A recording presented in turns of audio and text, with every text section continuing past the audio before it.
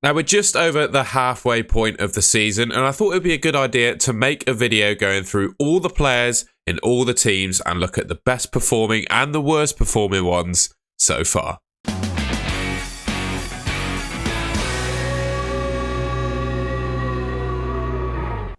So we're going to start the video then by looking at some of the team stats. We've got the defences first, and I've got a list of the best and worst defences by expected goals conceded so far. So starting positive, we'll look at the best defences. The best defence in the league at the moment for expected goals conceded is Man City. 18.5 XGC, but they've actually conceded a total of 21. When you compare that to someone like Liverpool, 24.8 expected goals conceded, basically 25 XGC, but they've actually only conceded 18. And there's a few teams here you can see have overperforming goalkeepers and underperforming goalkeepers. I won't go through all the teams because you can see them on the list next to me, but it's just an interesting one, I think, basically to identify. We've got a big sample size now, 20 game weeks in total. It's a good chance to identify which of the teams are the most frugal when it comes to conceding goals.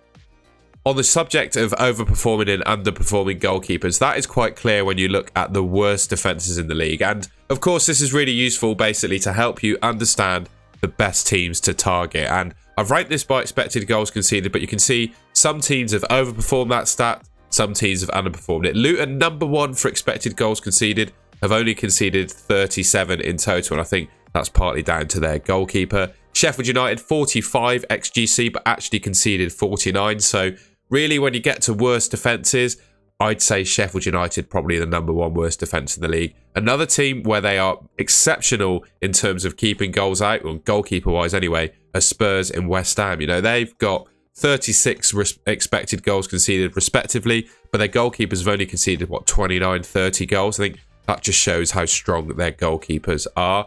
But yeah, I thought I'd put together this list because this helps you, in my opinion, understand across the season so far the teams to target. Looking then at the best attacks, and the team leading XG in the league is Liverpool, 46.31 and scoring 43. They're not actually the top scorers in the league though.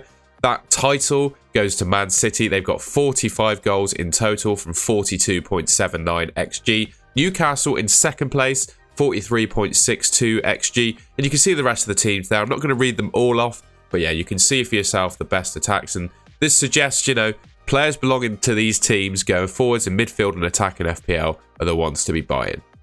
On now then to the worst attacks in the league, and Sheffield United, unfortunately, they've conceded the most goals and scored the fewest. So these are the teams really to be targeting starting defenders against. They're the most frugal teams when it comes to scoring goals, so it makes sense, to be starting your defenders against them. Again, similar to the other lists, I'm not going to go through them all. You've got a chance to pause it if you want to study them in a bit more detail, but you can see each team and their stats on the screen.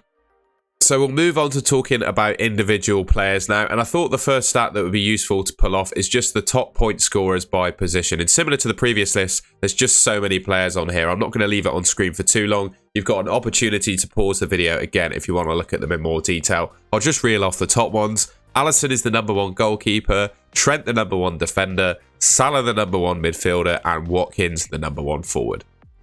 A quick look at the two most important stats, goals and assists. Haaland is still the top scorer in the Premier League, but he's joint now with Mo Salah with 14 goals. Salah is also the top assister in the league with 8, joint with Ollie Watkins. We've got Dominic Solanke, Son on 12 goals, Neto and Trippier both on 7 assists, so just one behind the top. And yeah, you can see the rest of the players on there, but obviously goal and assists, the most important stats to look for when picking players, and these are the top guys. So we'll break that down now into a bit more detail. So I've got the top players for expected goal involvements by position. This is something I think you'll be considering when picking players from each of these positions. Again, I'm not going to go through each player, but I'll reel off some of the key ones or some of the surprises. Pedro Porro is now the top defender in the Premier League for expected goal involvement. 6.13, 0.33 expected goal involvements per 90. Trippier, a close second, 6.09 XGI, 0.34 per 90. And Trent, 6.05, 0.37. I think they have a bit of clear ground above anyone else. Cash, he's not really in the Villa team anymore. So yeah, Porro, Trippier and Trent you can suggest are the top 3. Interestingly, Aya is up there as well from Brentford. 0.32 expected goal involvement per 90. 2.6 total. And Ben White, the top Arsenal defender. You know, we saw unexpected goals conceded. Arsenal were near the top, and Ben White is apparently the top attacking threat for Arsenal from their defence. But yeah, the rest of the players, you can see them for yourself. Now, I don't think it will come as a surprise to see who is the top midfielder. We've got Mo Salah, 14 goals, 8 assists, 19.62 expected goal involvements in total, and over 1 expected goal involvements per 90. That means every 90 minutes he plays, he's expected to score or assist at least once. Saka actually in second place, 13.22 XGI, 0.72 per 90. A couple other players to pick out. Like I said, I'm not going to go through them all. Cole Palmer has played substantially less games than most of the players on this list. He's got 0.77 expected returns per 90. You can see how that stacks up against other players on this list. 8 goals, 5 assists, 9.83 expected goal involvements. And Boomer obviously being injured at the moment, but 0.86 expected returns per 90. Obviously, Tony's back in the Brentford team now.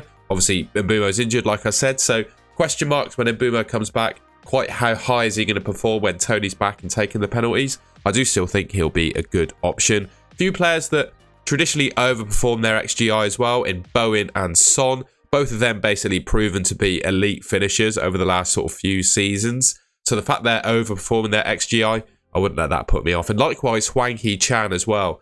Question marks on whether that's just form because we've only seen it for a brief period this season. But I think he qualifies, in my opinion, as one of those elite finishers that despite him overperforming his expected goal stats, I think you can stand by the numbers that he puts up. He's an elite finisher as well. But yeah, let me know in the comments if there are any players you're surprised to see on this list. And finally, the last little segment in this video, the forwards. Jackson is in second place for expected goal involvements, but got half the goals that Haaland has. I think that suggests just quite how poor his finishing's been this season. Haaland obviously number 1, 1.12 expected goal involvements per 90, 16.12 XGI. Obviously, he's missed the last, 3 or 4 weeks of FPL, but he's still the number 1, goal scorer and XGI per 90 player. Solanke up there now in third place, 12 goals, 1 assist, 11.71 XGI, 0.62 per 90.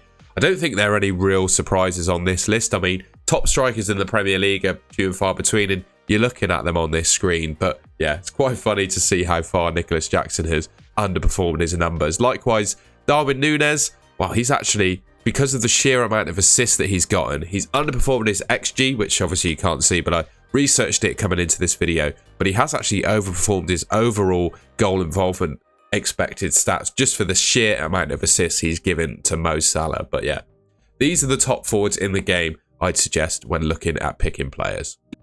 Alright then, and that's the end of the video. I hope you enjoyed it. I thought it'd be useful basically to make a video while we're in a little bit of a break time to summarise the top teams, the top players by basically all the stats you're interested in when picking FPL assets. If you liked it and found it useful, please do leave me a like rating. And like I said previously, let me know in the comments if there are any players you're, surprised to see or there are missing from these lists. I'd be interested to hear it. And yeah, if you enjoyed the video, like I said, leave a like rating and subscribe to the Golden Goal channel, which should be just there to see more videos from me. And I'll catch you in the next one.